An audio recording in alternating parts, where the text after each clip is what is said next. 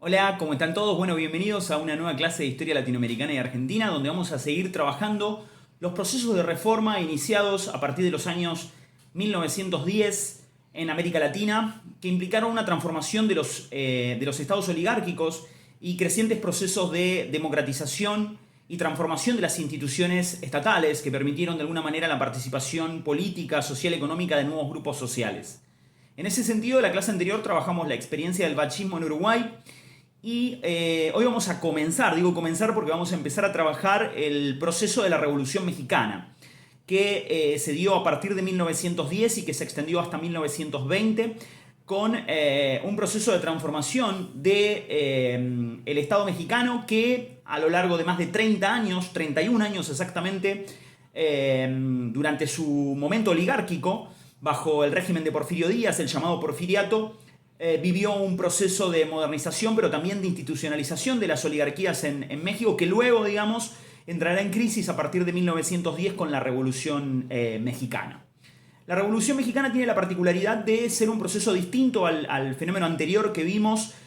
con la experiencia del bachismo en Uruguay, ya que la misma, en el caso uruguayo, las reformas y las transformaciones institucionales se dieron desde adentro de la propia estructura política, es decir, desde el sistema político uruguayo, con la modificación primero de las prácticas políticas al interior del Partido Colorado y luego con la modificación del sistema político institucional desde el Uruguay, promovido por la propia presidencia de Valle y Ordóñez. En este caso vamos a estudiar un proceso de transformación del Estado mexicano, de lo que fue el momento del porfiriato, es decir, el momento de la oligarquía o de las oligarquías en México, a partir de una revolución. Y la revolución siempre es un momento disruptivo, es un momento que propone cambios estructurales, que modifica y altera las estructuras políticas, sociales e institucionales. Por eso vamos a dividir nuestra clase en dos momentos. Vamos a trabajar el texto de John Womack en dos grandes instancias, en dos videos, y este va a ser el primero. Y el primero solamente va a oficiar como la introducción al proceso de revolución, y en la clase siguiente, la semana próxima, estaremos trabajando juntos ya la revolución propiamente dicha, las distintas facciones, los distintos momentos y las distintas tensiones acerca de cómo se interpreta el proceso revolucionario. Pero en la clase de hoy vamos a trabajar el momento previo, es decir, por qué se llega a la revolución de 1910, por qué México inicia un proceso de transformación revolucionaria, por qué se altera su estructura política, social, económica a partir de la revolución, y qué fue el porfiriato y qué implicó ese porfiriato y por qué las fuerzas revolucionarias se constituyeron contra el régimen de Porfirio Díaz. Vamos a utilizar como texto base un texto de John Womack, que se lo van a encontrar en el programa de lectura, que aborda la Revolución Mexicana y que se plantea al comenzar este texto una serie de interrogantes. Porque lo que se pregunta básicamente es ¿qué alcances tuvo efectivamente la Revolución Mexicana? La interpretación más clásica plantea a la Revolución Mexicana como prácticamente una revolución social, es decir, una revolución igualitarista, una revolución que está marcada por un fuerte componente clasista entre las clases dominantes y los sectores populares que se movilizan a partir de ese proceso revolucionario y van a cambiar un régimen político que tiene una matriz oligárquica. Pero Womack hace una salvedad, o en todo caso establece un matiz y permite pensar o plantea la necesidad de pensar a la Revolución Mexicana no solo como un proceso que efectivamente implicó la movilización de distintos grupos y sectores sociales, como por ejemplo el campesinado, tanto en el norte como en el sur del país, o de la organización y el movimiento obrero que comenzó a vertebrarse sobre todo en las zonas industriales y comenzó a ser a su vez un actor político y sindical de relevancia, sino que además podemos pensar a la Revolución Mexicana como un cambio de régimen político o una alteración de las reglas de juego del régimen político existente. Hasta 1910 gobernó el porfiriato durante más de 31 años, y ese porfiriato se caracterizó, como todas las oligarquías latinoamericanas, por ser un régimen político cerrado, con una base social muy estrecha, con el acceso a un círculo de notables que en el caso mexicano llevaron el nombre de los científicos, con un procedimiento de reclutamiento político muy selectivo, muy represivo y a su vez que no daba lugar a las nuevas generaciones políticas, que no permitía la democratización de las instituciones políticas, de los círculos políticos y de las distintas organizaciones que pretendían acceder al poder político en México hacia 1910, y sobre todo con la figura de Porfirio Díaz, un dictador, un héroe militar de la historia de México, que llevó a lo largo de más de 31 años, desde 1876 a 1910, un proceso muy acelerado de modernización económica, pero también de gran concentración económica que promovió una enorme desigualdad. Desigualdad social que fue y terminó siendo una de las causas políticas de la revolución hacia 1910. Pero lo que nos propone Womack es pensar a su vez a la revolución no desde ese componente igualitarista o desde ese componente de alta movilización social, sino desde el punto de vista del cambio en el régimen político. ¿Qué significa esto? Que nos está diciendo Womack es que la revolución va a implicar necesariamente una transformación del Estado mexicano, un cambio de las reglas de juego de la negociación entre los distintos actores y sobre todo un nuevo protagonismo de una nueva burguesía que va a intentar establecer nuevas reglas de juego, nuevos pactos después de este proceso revolucionario para sostener las reglas de juego del modo de acumulación capitalista, de las principales actividades económicas que definen a la estructura de la economía mexicana, sobre todo la presencia de las compañías petroleras o de la actividad minera, que son la base del sistema productivo de México. Es decir, hay que prestarle atención, dice John Womack, a las nuevas fracciones que van a tomar protagonismo, que se sentían excluidas durante el régimen del Porfiriato y que bajo la bandera de la no reelección van a intentar promover una modificación de los acuerdos y las prácticas políticas que van a modificar el régimen de Estado, que van a crear un régimen de Estado nuevamente burgués, pero totalmente transfigurado después de la revolución, que los ponga en condiciones de negociar con actores de mucha relevancia en la política mexicana, que cuando ustedes lean el texto de Womack van a entender. Uno de esos actores claves, cruciales en el proceso revolucionario, va a ser Estados Unidos. Estados Unidos, tanto bajo la presidencia o la administración de Taft como la presidencia de Wilson, van a tener una política deliberada de injerencia en los asuntos internos de México, en la relación con Porfirio Díaz, pero también en la relación con las distintas fracciones de la revolución que se va a iniciar en 1910. En los hechos, el cambio del régimen político va a estar marcado por una consigna clave que va de inicio a la revolución, que es la consigna antirreeleccionista. Los distintos grupos políticos, pero sobre todo la figura de Francisco Madero, apoyada por distintos líderes locales revolucionarios, ya sea Francisco Villa, Pascual Orozco y luego o más adelante Emiliano Zapata, que son líderes locales, van a acompañar a la figura provisionalmente, y esto lo van a ver luego, a la figura de Francisco Madero en el Plan San Luis de Potosí. El Plan San Luis de Potosí es la plataforma programática que da inicio a la revolución, que implica un cambio de las reglas de juego político, que implica rechazar la política de no apertura democrática por parte de Porfirio Díaz, sus prácticas oligárquicas, las prácticas oligárquicas de Porfirio Díaz y del círculo de notables que lo rodeaba, el círculo de científicos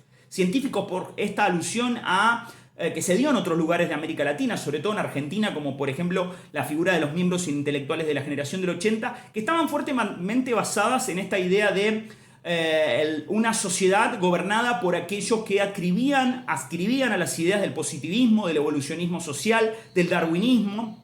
en el sentido de que pensaban en modernizar a las sociedades latinoamericanas acoplándolas a los procesos de transformación que se estaban dando en el capitalismo europeo sobre todo. Este círculo de notables, junto a Porfirio Díaz, que ya era una figura envejecida después de más de 31 años en el ejercicio del poder, bloqueaba el acceso de nuevos sectores el acceso a la institucionalidad política. Uno de esos sectores, como dijimos recién, está liderado por Francisco Madero. Francisco Madero es un importante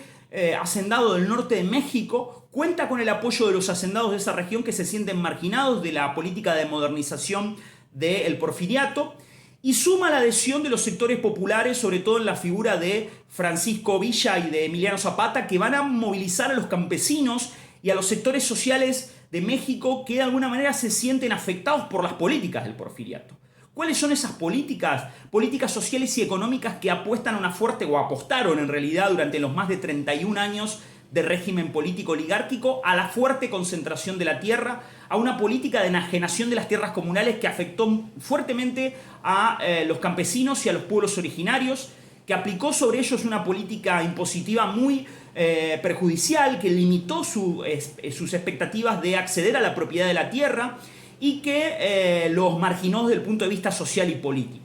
Por lo cual vamos a tener dos grandes actores sociales que van a protagonizar el Plan San Luis de Potosí, que es el plan antirreeleccionista, es decir, un plan que rechaza la reelección de Porfirio Díaz y establece la necesidad de elecciones limpias, elecciones libres que garanticen el acceso a el poder político de nuevas fuerzas democráticas. Pero detrás de ese plan antireeleccionista que plantea de alguna manera un cambio en las reglas de juego, hay reivindicaciones sociales. Y es muy importante que ustedes en la lectura del texto de Womack, que vamos a continuar la semana próxima, le presten atención a esas reivindicaciones sociales, porque van a plantear efectivamente los límites, ¿sí?, y los conflictos de la revolución.